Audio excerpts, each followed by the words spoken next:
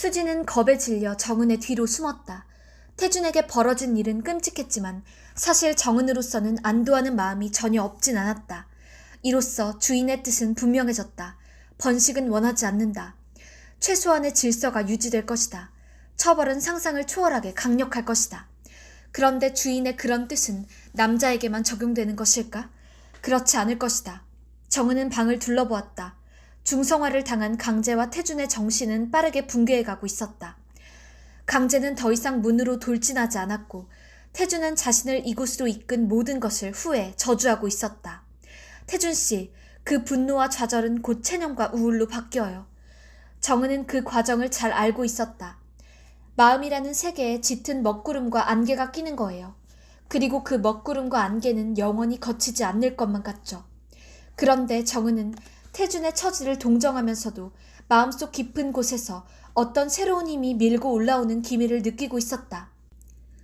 그동안 혼자 떠안고 있던 우울과 무기력의 부채가 남자들이 당한 끔찍한 일로 인해 모두 탕감된 것만 같았다. 갑자기 뭐든 할 수 있을 것 같았다. 이 방 안에서 아직 멀쩡한 정신 상태를 유지하고 있는 건 자신밖에 없어 보였다. 나야. 나밖에 안 남았어. 내가 정신을 차려야 돼. 정은은 벌떡 일어나 방을 서성거렸다.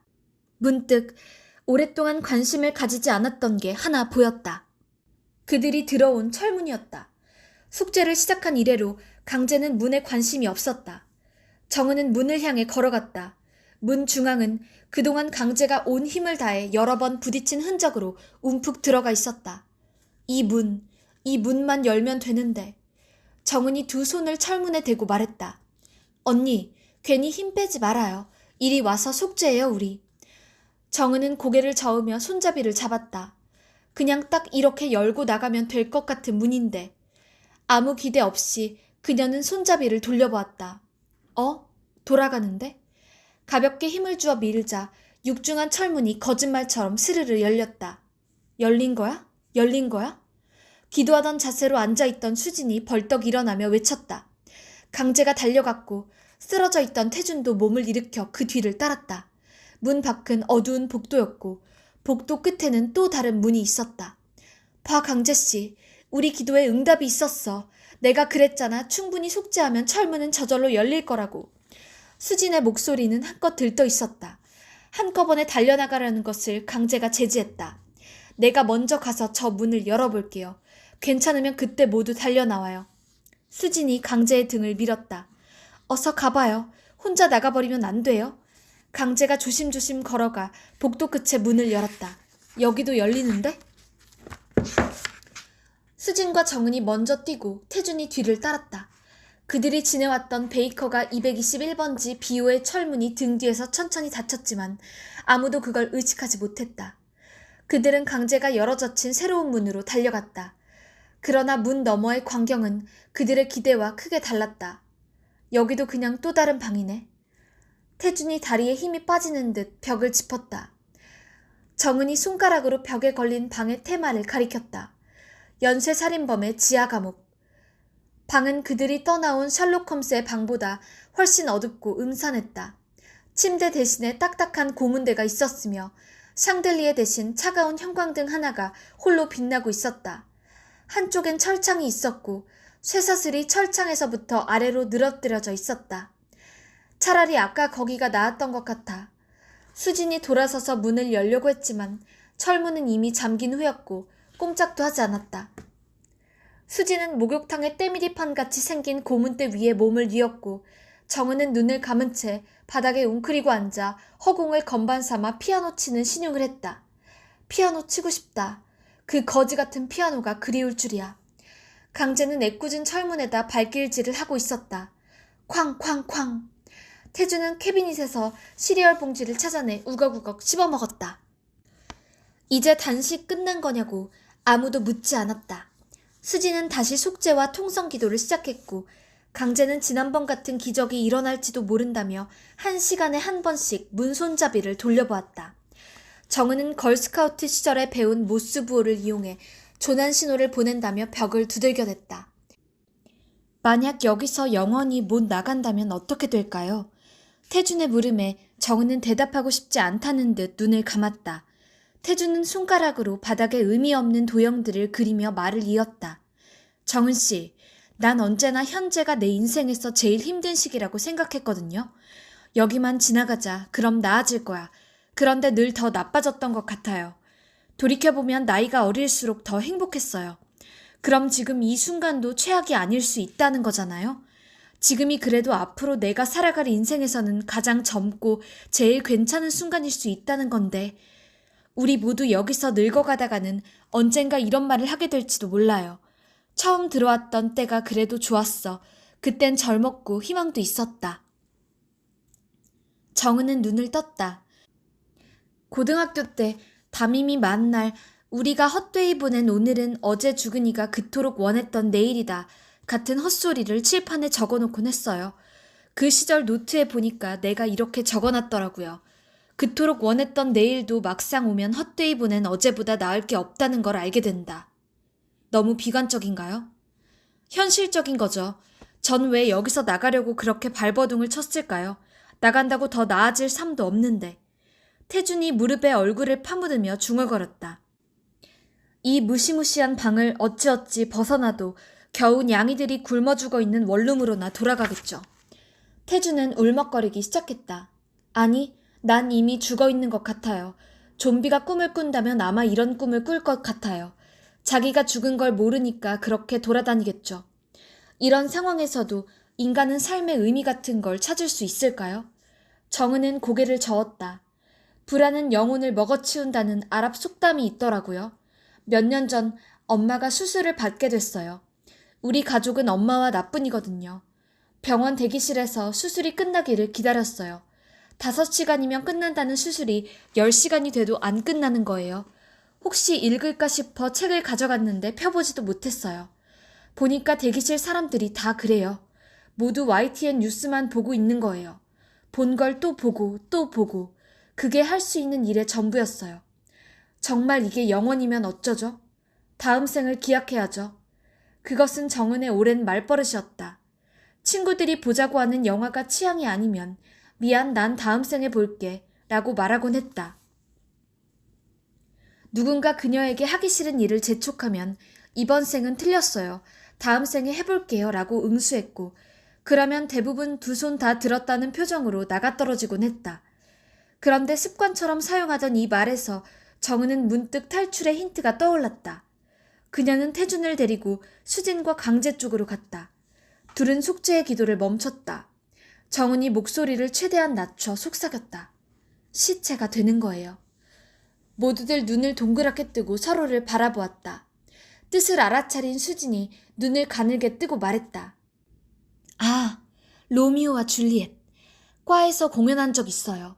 둘은 죽음으로밖에는 도시를 빠져나갈 수 없어서 약을 먹고 죽은 척을 했잖아요. 맞아, 수진 씨. 자, 우리도 죽은 듯이 누워서 아무것도 하지 않는 거예요. 그럼 누가 와서 우리를 치우려고 하겠죠? 그때가 마지막 기회예요. 우리가 자는 게 아니라 죽었다는 걸 주인이 어떻게 알아요? 태준이 물었다. 일어날 때가 돼도 일어나지 않고 버텨야 돼요. 절대로 움직여서는 안 돼요. 어디선가 분명히 보고 있을 거거든요. 수진이 물과 컵을 가져왔다. 그들은 둥글게 모여 앉았다. 수진이 주머니에서 뭔가를 꺼내는 척하며 모두에게 빈 주먹을 내밀었다. 수진이 눈을 찡긋거리자 모두들 그 의미를 알아차렸다. 그들은 가상의 알약을 물컵에 담긴 물과 함께 넘겼다. 그리고 잠시 후 하나둘 바닥에 몸을 뉘었다. 집단 자살 연기가 시작된 것이다. 방 탈출 게임이 시작된 이래 그들은 늘 끊임없이 뭔가를 하고 있었다. 기도를 하거나 피아노를 치거나 강박적으로 문 손잡이를 돌려보거나 힌트를 찾는다며 방 곳곳을 뒤졌다. 모두가 동시에 뭘 동호해본 것은 이번이 처음이었다. 그동안은 서로가 서로에게 소음이었고 짜증을 유발하는 원천이었고 어리석음을 현시하는 증거처럼 보였다. 처음에는 이게 입사 시험의 일환이라고 생각했기 때문에 더더욱 그랬다. 타인은 경쟁자이니 그가 하는 것을 그대로 따라해서는 안 된다고 생각했다. 단순한 게임이 아닐 수 있다는 것을 알게 된 이후에도 그들의 행동 방식은 바뀌지 않았다. 모든 희망이 사라진 지금에서야 이들은 하나의 행동, 아무것도 하지 않는 행동에 동의했고 최선을 다해 협력하기 시작했다. 최초로 그들이 공유하게 된 것, 그것은 아무것도 하지 않겠다는 강렬한 의지였다. 가만히 누워있는 것은 의외로 어려웠다. 강제는 고등학생 때 시체놀이를 해본 적이 있다. 반 친구들 모두가 교실 여기저기에 시체처럼 쓰러진 후 그걸 사진으로 찍어서 SNS에 올리는 것이었다. 그러나 그때는 사진을 찍을 때까지만 움직이지 않으면 되었다. 이번에는 달랐다. 이번 놀이는 한도 끝도 없이 계속됐고 아무 재미도 없었다. 잠과도 싸워야 했다. 죽은 자는 뒤척일 수 없다. 그러자 계속 움직일 때는 애써 외면할 수 있었던 상념들이 날파리처럼 모두의 눈앞에서 왱왱거렸다. 수지는 이제 실수에 대해 생각하기 시작했다. 실수는 죄보다 더 고통스러운 면이 있었다. 아, 모르고 저지른 일이 왜 더 힘이 드는 것일까? 가장 큰 실수는 연극 영화과로 진학한 것이었다. 다들 연기자가 되라고 했다. 얼굴이 예쁘장했기 때문이었다. 하지만 입시는 녹록치 않았다. 재수 끝에 그녀는 한 수도권 대학의 연극영화과에 겨우 들어갈 수 있었는데 막상 입학을 하고 나자 다들 입을 모아 말하기를 연기자가 되기에는 충분히 예쁘지 않다고 했다. 얼굴이 예쁘니 연기자나 되라고 했던 바로 그 입들이었다. 외부 오디션은커녕 학내 공연의 오디션에서도 빈번히 떨어지자 그녀는 자신이 연기자가 될 소질이 아예 없다는 것을 받아들이게 되었다. 그녀에게 허용된 것은 지나가는 사람 1이나 트로이성의 시녀 3 같은 역할뿐이었다. 어쩌면 이 시체 연기야말로 그녀 필생의 연기일지도 몰랐다. 연쇄살인범의 지하 감옥이라는 방의 테마와 내구의 가짜 시체는 잘 어울릴 것이었다. 그리고 이런 연기는 그녀로서는 자신 있는 것이었다. 태주는 모로 쓰러지면서 시체가 되었기 때문에 왼팔이 몸에 깔렸는데 피가 통하지 않으면서 감각이 사라졌다. 가만히 있어도 이렇게 힘들다니 육체란 참 번거로운 것이었다. 다종류 벌레 한 마리가 기어다니는 것처럼 몸 여기저기가 가려웠다. 마취가 풀린 사타구니의 아릿한 통증도 여전했다. 그 통증은 미래에 대한 어두운 예감으로 이어졌다. 그는 원룸에 갇혀있을 고양이들로 생각을 돌렸다. 살이 많이 찐 놈들이니 어쩌면 잘 버텨내고 있을지도 몰랐다. 1년에 한 번 들를까 말까 한 엄마에게 구조됐을 수도 있다. 날마다 식당 일을 나가는 엄마가 데려갈 형편은 못 되니 어디 동물보호소 같은 데라도 보냈다면 다행일 텐데 하지만 거기에서도 시한이 되면 안락사를 시킨다고 한다. 그 전까지만이라도 나갈 수 있기를 그는 간절히 원했다. 실눈을 뜨자 정은과 눈이 마주쳤다. 정은이 살며시 손을 뻗어 그의 왼손 검지를 살짝 건드렸다. 정은은 입모양으로 말했다. 잠들면 안 돼요. 조금만 더 버텨요. 태주는 정은이 좋았다. 처음에는 수진에게 눈이 갔지만 오랜 시간 같이 지내다 보니 점점 정은에게 끌렸다. 하루는 두 여자가 화장실에서 빨래를 하고 있었는데 아직 거세되기 전에 강제가 다가와 둘 중 어느 쪽이 좋으냐고 먼저 한번 찍어보라고 마치 선심이라도 쓰듯 물은 일이 있었다. 태주는 강제의 그런 느글느글한 태도가 마음에 들지 않았고 혹시라도 정은에 대한 자신의 호감이 드러나면 오히려 화가 될까 싶어 둘 다 제 취향이 아닌데요? 라고 했다. 물러설 강제가 아니었다. 그때만 해도 그는 지상의 인류가 핵폭발로 절멸되거나 모두 좀비가 됐다는 시나리오에 빠져 있었기 때문에 이렇게 다시 물었다. 지구상에 우리 넷만 남았다면요? 그럼 누구든 골라야 하잖아요. 아, 그냥 다 공유하면 되나? 상상만으로도 즐거운지 키득대던 강제. 그의 거세는 신의 벌이었을지도 모른다. 하지만 나는 왜 그와 같은 벌을 받았단 말인가? 태주는 부르르 몸을 떨었다. 다시 눈을 감은 정은은 몇 년 전에 본 스탠리 큐브릭 전, 그 중에서도 한 장의 사진을 떠올리고 있었다. 큐브릭 감독이 영화 스파르타쿠스를 찍을 때 현장의 모습이었다. 들판 가득 시체 역할을 맡은 수백 명의 엑스트라가 다양한 모습으로 누워 있었는데 그녀의 눈길을 끈 것은 시체마다 갖고 있던 숫자판들이었다. 감독은 189번 시체, 얼굴을 땅 쪽으로, 372번 시체, 입을 더 벌려 같은 지시를 내렸겠지. 엑스트라가 되고 시체가 되고 그것도 너무 많아지니 그저 하나의 번호로 대치되어 남은 운명이라니. 그때 시체 역할을 했던 배우들은 아직 살아있을까? 가끔 처음 보는 사람들에게 떠들어댔겠지. 나 스파르타쿠스에 출연했었어. 시체였지. 그걸 찍어놓은 사진이 아주 유명해서 미술관에서 전시도 해. 난 268번 시체인데 왼쪽 하단에 있을 거야. 시간이 얼마나 지났을까? 발소리가 들려온다. 정은은 살며시 눈을 떴다. 올 것이 온 것인가? 쇠를 절단하는 날카로운 소리가 나더니 갑자기 쾅 소리와 함께 벌컥 문이 열린다. 빛을 등지고 방을 둘러보는 덩치 큰 남자의 실루엣이 어렴풋이 보인다. 태준과 강재가 벌떡 일어나더니 남자에게 달려든다. 정은은 수진과 함께 남자가 열어젖힌 문을 지나 달린다. 문 앞에 희미한 불빛이 보인다. 저 빛이다. 저기에 희망이 있다.